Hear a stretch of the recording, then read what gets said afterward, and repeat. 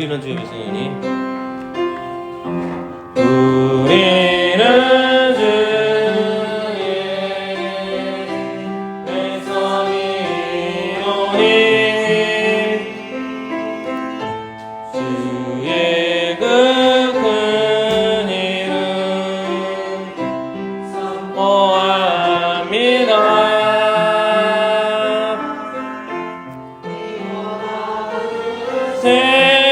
세상에 빛으로 부르셨네. 주의 얼굴 구할 때 역사하소서.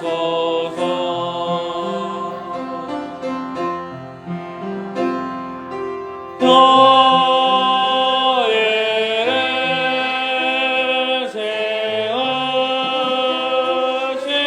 세우시고 이 땅 거쳐주소서.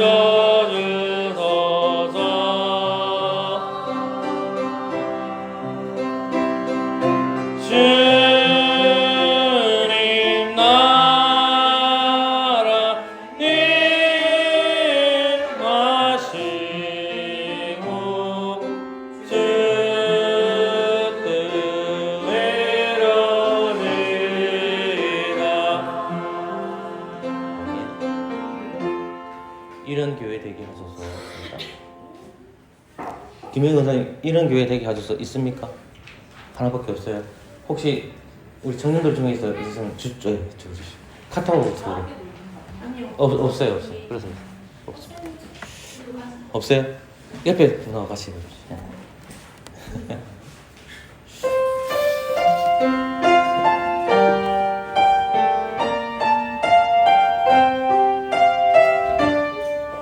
우리 마음을 다해서 찬양합시다.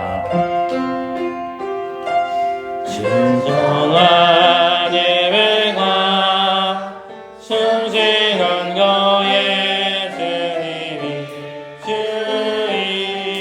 주인이시는 교회 믿음의 기도가 쌓이는 교회 최고의 찬양을 드리는 교회 말씀이 살아 이기는 교회 성도의 사랑 지는 교회 섬김과 헌신이 기쁨이 되어 열매 맺는 아름다운 교회 주님의 마음 닮아서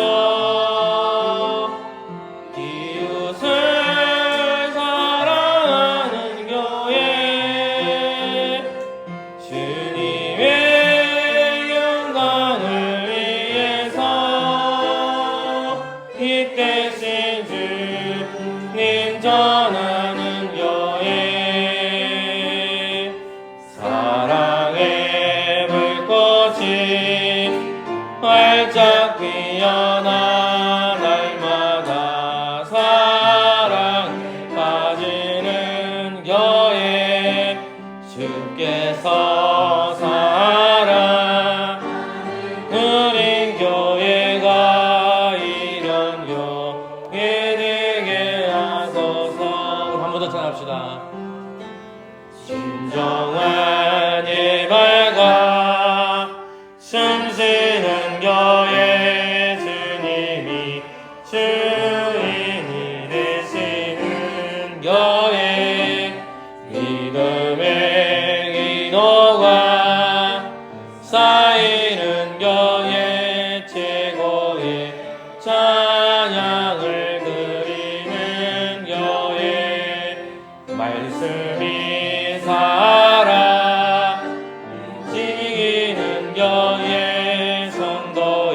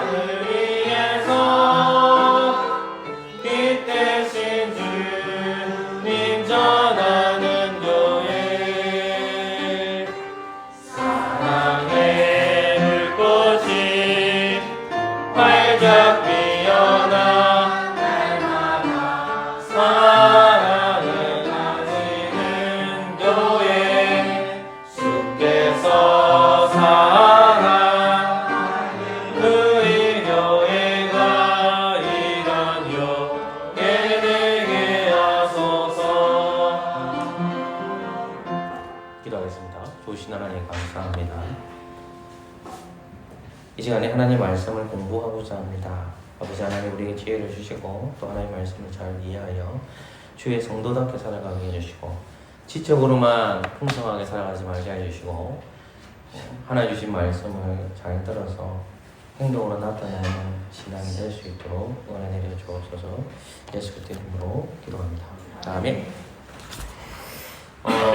다음 주부터 제가 안식일에 대해서 할게요.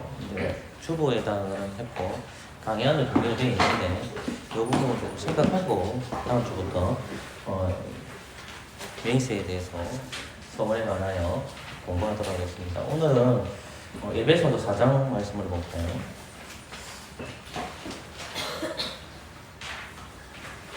에베소 4장 4절 2절 4장 4절 5절입니다.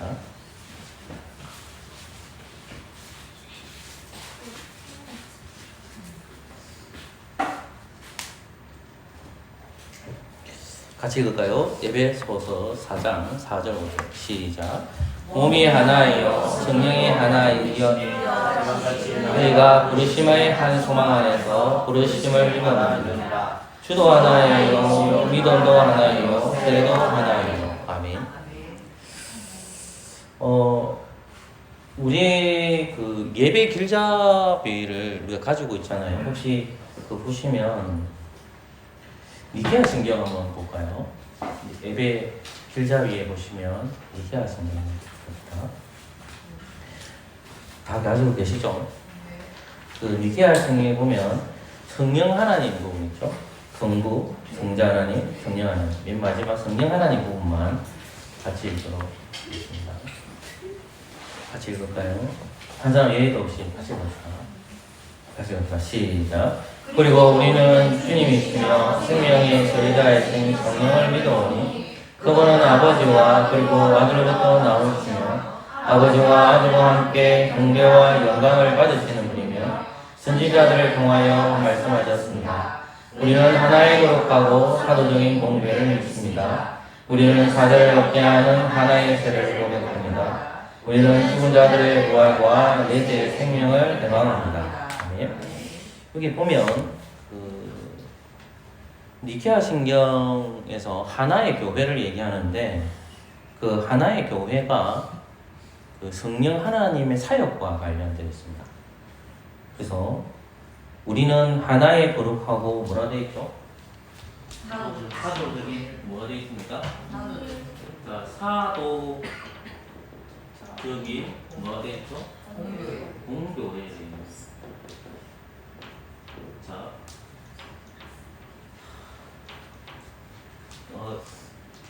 제가 벨기에에 있는 한인교회를 갔다 왔고 한국에 있는 화서교회의 목사이죠. 이 공교회라는 말을 좀 공부하려고 그러는데 사도적인 공교회를 믿습니다 라고 얘기를 하거든요. 이 공교회라는 말을 어떻게 알고 계시죠?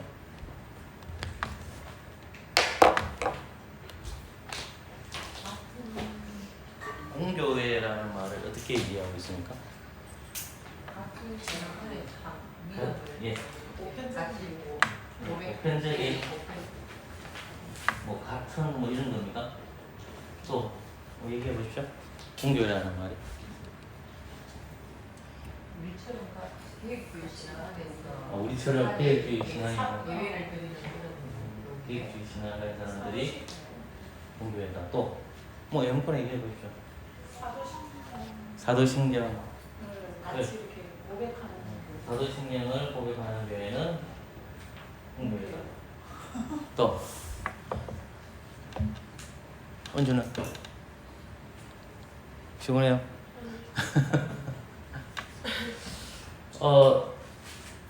틀린 말은 아닌데 그 공교회라는 앞에 보면 뭐가 붙죠? 사도. 그러면 사도적인 공교회라고 했으니까 이 교회가 무엇을 따라가야 된단 말이죠? 사도적인 것을 따라가야 되죠. 그죠? 그러면 사도는 다 어디로 가셨죠? 죽거나 이제 그 자기의 영은 다 어디로 갔습니까? 사도들은 하늘 올라갔겠죠. 그죠? 우리가 사도가 될 수 있는 건 아니잖아요. 우리 사도 없습니다. 그러니까 사도라는 것은 결국은 예수님을 따라다녔던 그 12명의 사도들을 가리키고 숫자가 12로 구성이 되지 않습니까? 그 사도들이 가르친 말씀이죠. 그 다음에 뭐가 있죠? 예수님께서 부활하시고 나서 마태복음 28장에 보면 뭘 행하라 합니까? 세례죠. 그 다음에 뭐가 있죠? 승찬이죠. 어떻게 보면. 그죠? 그러니까 이제 사도적인 것은 결국은 이제 말씀을 따라서 세워지는 교회잖아요.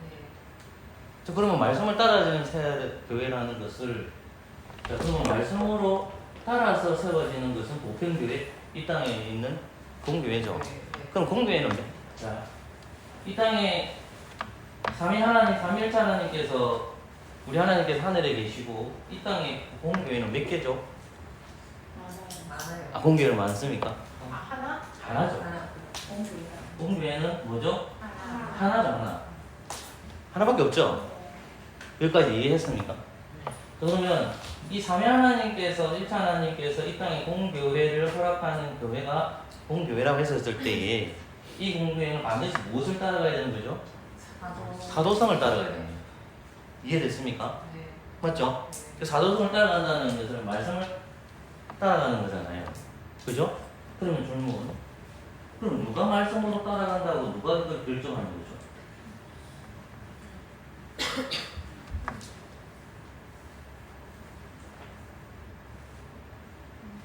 이거 누가 결정하는 거예요? 여러분들이 우리 교회가 진짜로 공교회라고 확신합니까? 아, 그럴까요? 네. 그럼 좀 생각해 보시면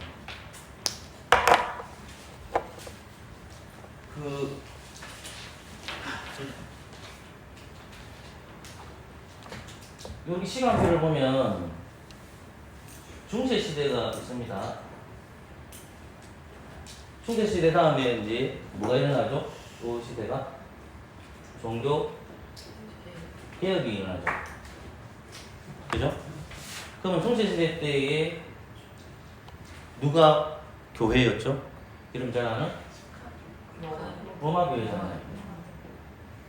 그죠? 자, 로마 교회에서 종교 개혁을 이렇게 했던 여러분 잘 아시는 루터도 있고 칼빈이 있단 말입니다. 예를 들자면 그러면 로마 교회가 보편교회고 공교회잖아요. 그럼 로마 교회의 수장은 한 사람밖에 없잖아요. 머리된 사람은 누구죠? 교황이죠.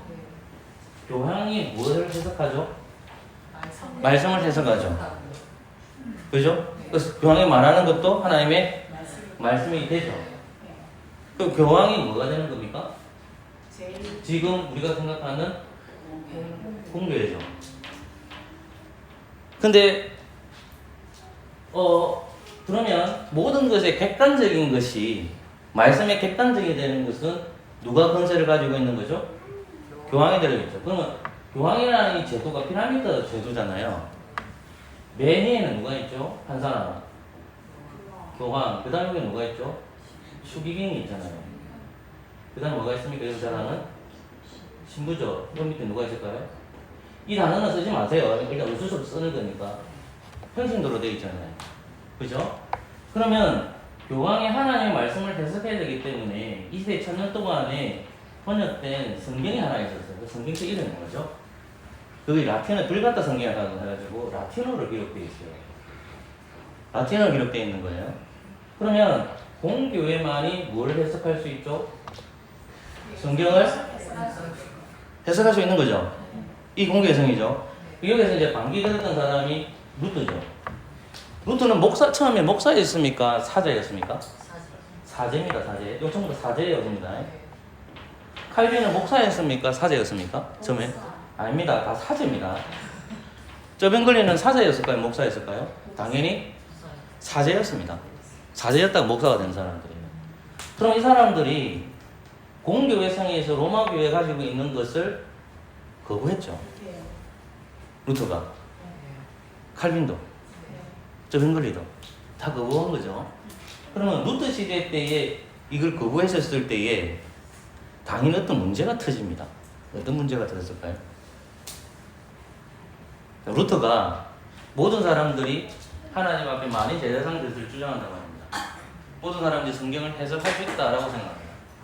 그럼 모든 사람들이 성경을 해석할 수 있다 그러면 뭐가 약해질까요?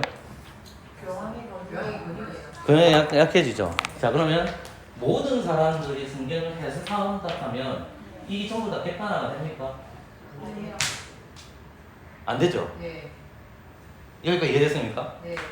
자, 그러면 루터가 생각했던 것에 있어서는 문제가 공항에 문제가 있다는 것은 분명히 맞죠. 모든 사람들이 성경을 해석할 수 있는 것은 루터의 견해가 맞아요. 그건 틀리잖아요. 그러면 성령님이 성도들에게 권할 때 성경을 해석할 수 있다고 보는 거예요. 그럼 당연히 뭐가 약화되겠습니까? 객관화가 약화되죠. 그러면 로마교가 이 사실을 몰랐을까 알았을까? 당연히 알죠. 알죠?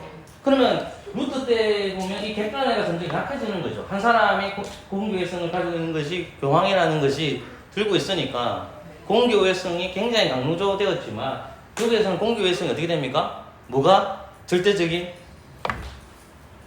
해석할 수 있는 권위가 되고 공교회성 증거가 되는지를 애매모호하게 되는 거죠. 근데 칼빈 갔을 때도 똑같이 성도들의 그러한 권한들을 다 가지고 있잖아요.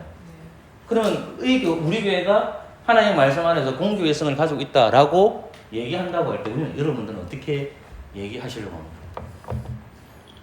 제 질문은 그 질문입니다. 지금. 그러니까 자꾸 생각해 보셔야 돼요. 중세시대 때 이래가지고 계획을 이렇게 해서 루터라는 사람이 독일에다가 교회를 세워요. 그리고 이제 라틴어로 번역한 성경을 번역하지 않고 독일어 성경을 누가 번역하죠? 루터가 번역해요. 자국어로 번역한다는 말입니다. 그러면 성경을 자국어로 번역되어 있으니까 성경을 자국어로 아니까 성경을 해석할 수 있는 것이 성령님을 통해서 그 자국어를 아는 사람, 독일어를 아는 사람들은 성경을 해석할 수 있습니까? 없습니까? 있죠. 그러면 똑같이 칼빈 시대에도 말씀을 객관화시켜야 되잖아요. 어떤 객관화시킬 수 있는 뭔가 울타리가 있어야 되잖아요. 공교회성 되기 위해서는. 여기까지 이해되시죠?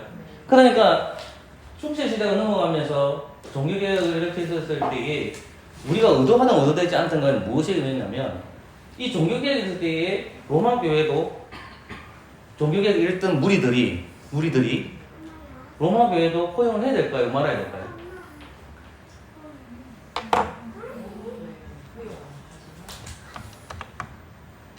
오히려 복잡해지죠. 어떻게 생각해요, 이거를? 로마 교회는 허용이 안 된다고. 로마 교회 우두머리는 교황이. 아, 그것도 맞죠. 그러나 우리가 가져야 될 건 뭐죠? 예. 공교회성 안에서 로마 교회도 돌이키도록 계속해서 작업을 해야 되는 거죠. 작업할까 안 할까요? 거의 안 합니다. 안 합니다. 저조차도 그렇고요. 그러니까 우리가 로마 교회의 교리적으로는 구원을 받지 못하지만 그러나 로마 교회에서 구원이 있다라고 우리는 얘기해요. 로마 교회의 교리로는 구원 못 받습니다. 그러나 로마 교회에서도 구원을 받는 사람이 있을 수는 있다라고 해명하는 답변을 하는 거거든요. 그러면 루터나 칼빈이나 이런 교회들이 지금의 개신교잖아요. 그런 개신교들이 이런 칼빈을 따르고 루터를 따르는 사람들이 어떻게 됐냐면 로마 교회를 터부시하게 되죠. 그러면 공교회성 안에서 우리가 가지고 있는 그 공교회성을 이 로마 교회가 가지고 있는 것이 아니라 우리가 가지고 있는 거잖아요. 다시 말씀으로 돌아왔잖아. 그죠? 그러면 공교회성이라는 것을 우리가 뭐다라고 얘기를 해줘야 되거든요. 뭐라고 얘기할 겁니까? 우리가 이런 공교회성을 가지고 있다라고 얘기해야 되거든요. 그럼 우리가 공교회성을 가지고 있었을 때에 그 다음 문제가 뭐냐면 우리 교회 공교회성을 가지고 있어요. 칼빈의 신학함이나 우리의 신학함 같아요. 이해됐습니까? 그럼 이 공교회성을 우리가 가지고 있다 하면 우리 혼자 잘 먹고 잘 살고 우리 교회 한 교회만 있고 그게 공교회성을 추구하는 게 아니거든. 공교회성이라는 것은 또 연합을 해야 되는 거예요. 그러니까 결국은 제가 여러분들한테 지금 말씀을 던지려고 하는 게 뭐냐면 그 종교개혁 시대 때에 그들 나름대로 공교회성이라고 말씀했던 사람들이 루터이고 칼빈이고 우리는 칼빈의 신학함을 따라가는 사람들이잖아요. 그죠? 그러면 우리 교회도 칼빈처럼 칼빈의 신학함을 따라간다고 할 때에 우리도 공교의 성을 우리가 가지고 있습니다 라고 확실히 있게 얘기해야 되잖아요. 그럼 뭐라고 얘기할 겁니까? 조금 전에 문경현 성도님이 사도신경만으로 공교의 성이 가능하다고 했죠. 그죠? 사도신경은 신앙 고백이잖아요. 성경은 아니잖아요.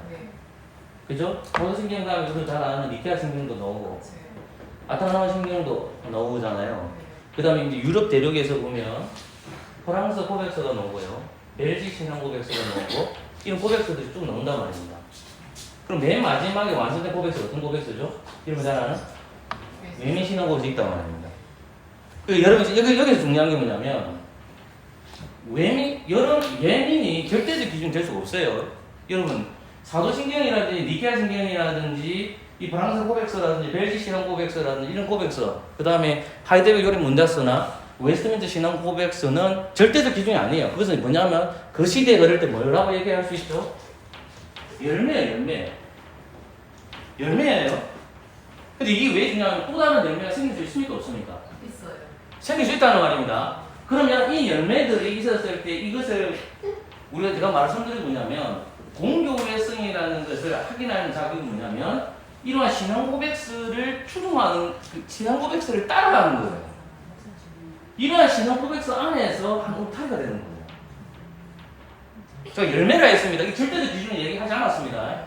여러분들이 공교회성이 뭡니까? 라고 딱 얘기했을 때에 우리가 신앙 고백서들을 정확하게 이해하고 있어야 돼요. 근데 우리 교회가 신앙 고백서대로 나가야 된다. 그게 성경적 기준이 돼야 된다고 말이에요. 근데 만약에 결국은 이러한 그 공교회성을 받아들이면서 우리가 나아가고 있는데 주위에 있는 교회가 신앙 고백서 단순적으로 보통 얘기하는 것이 성부와 성자와 성령 하나님에 대해서 얘기하잖아요. 조금 더 들어가면 바른 말씀을 가르치고 바른 성례를 가르치고 바른 건증을 하는 것이 교회의 표지지 않습니까? 그죠? 그러면 교회 보편성이라는 공교회성이라는 것을 짧게 얘기하면 교회 표지예요. 바른 말씀이 있어야 되고 바른 성례가 있고 바른 건증이 있어야 되죠. 그리고 조금 더 넓게 가면 성부, 성자, 성령 삼위일체 하나님에 대한 같은 신앙 고백을 해야 되는 거예요. 그러니까 사도신경도 맞고 니케아 신경도 맞고 웨스트민스터 신앙 고백도 맞는 거예요. 왜냐하면 그게 삼위일체 하나님이 기록하고 있기 때문에 그게 공교회성 확인이에요. 그러니까 중요한 건 뭐냐면 공교회성을 가지고 있는 사람들이 어떤 것들을 가지고 있냐면 교만한 마음을 가지죠. 어떤 교만한 마음을 가질까요? 우리는 우월하다는 거예요. 우리는 우월하다는 거예요. 그러니까 제 말이 무슨 말이냐면 중세시 때 로마 교회가 타락했어요. 말씀을 버렸잖아요. 근데 교황이 해석을 했단 말입니다. 보편교회 공교회였다고. 근데 신부님들이 추기경들이 교황이 이러한 것들이 일어나서 걱정했던 게 뭐냐면 다양한 사람들이 그리스도를 믿는 사람들이 성경을 해석하기 때문에 공교회성 성경을 해석하는 것에 있어서 약해질 거라 생각했어요. 실제로 그게 벌어져요. 그러니까 오늘날 교회 장로교회가 여러 교단이 있는데 장로교회만큼 많이 찢어진 교회가 어디 있어요? 장로교가 엄청 많이 찢어졌어요. 왜냐하면 성경을 해석하는 것이 성도에게 주어져 있으니까 찢어지기 시작하는 거예요. 그러니까 여러분 내가 말드는 뭐냐면 결국은 우리가 하나님 앞에서 칼빈의 시각함이라는 것은 공교회성을 추구해 나가야 되는 거예요. 근데 만약에 목사나 성도가 그 공교회성이 약해지기 시작하면 어떻게 될까요? 우리 동일하게 뭐가 되는 겁니까? 공교회가 됩니다. 제가 그거를 알고 있었지만 이 부분에서 약해져 가 있더라고요. 그래서 김동훈 목사님하고 이런저런 얘기하다 보니까 굉장히 내가 약해져 있구나 생각이 들어요. 결국 성령이 하나에서 내가 공교회성을 가지고 있다는 거. 그 공교회성에서 말씀의 근혜와 그리고 우리가 고백하고 있는 신앙 고백서를 안에서 공교회성을 찾아내야 돼요. 근데 많은 교회가 그 공교회성에서 벗어나고 있습니다. 그러니까 대부분 이제 목사님을 뽑을 때, 이거 마칠게요. 목사님을 뽑을 때에, 요즘 목사님 뽑을 때 장로님들이나 선배님들이 먼저 하는 질문이 뭐죠? 딱 가면 인터뷰를 하면 면접을 해요. 그러면 담임 목사님을 청구할 때에 뭘 요구할까요? 담임 목사님 청구할 때 제일 먼저 요구하는 게 뭘까요? 이런 생각하세요. 예? 교회가 담임 목사를 청빙할 때에 맨 먼저 요구하는 게 뭐겠습니까, 여러분?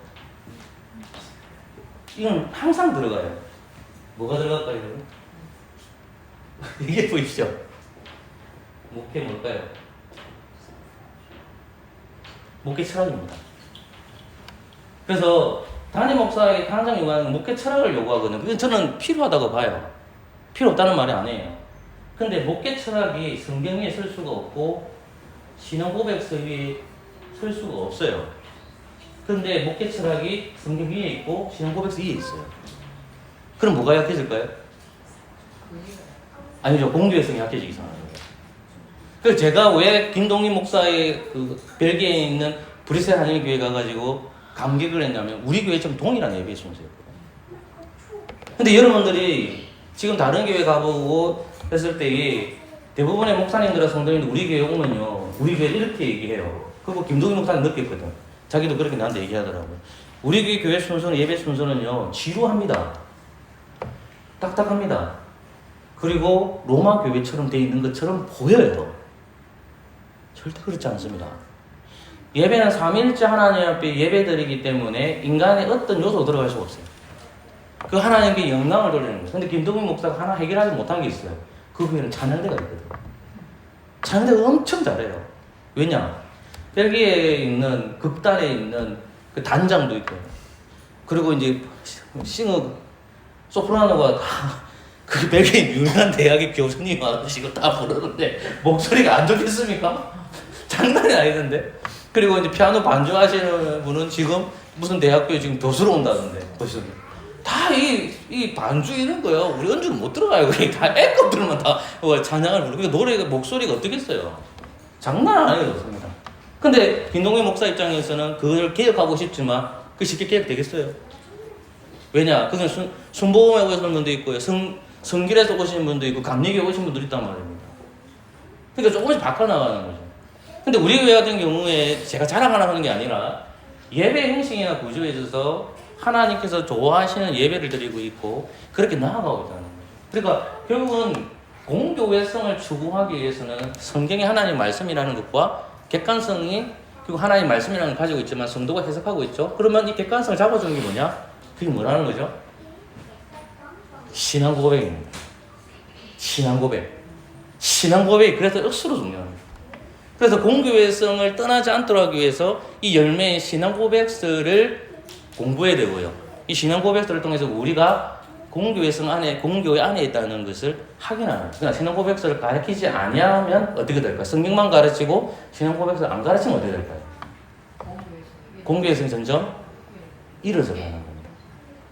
그래서 신앙 고백서는 엄청나게 중요합니다. 성경이 굉장히 중요하지만은 신앙 고백서도 가르치는 것도 공교회성 측면에서는 굉장히 중요합니다. 그래서 그걸 알고 공부하시고요. 예배는 지루함이 있지만 하나님께 영광 드린다는 것을 알고 살아가는 저와 여러분 되시기를 소망합니다. 기도하겠습니다. 좋으신 하나님, 하나님 뜻 안에서 살아가게 해주시고 공교회성을 가지고 교회답게 살아갈 수 있도록 은혜 내려 주옵소서. 돌아가는 발걸음 지켜주시고 예수 그리스도 이름으로 기도합니다. 아멘.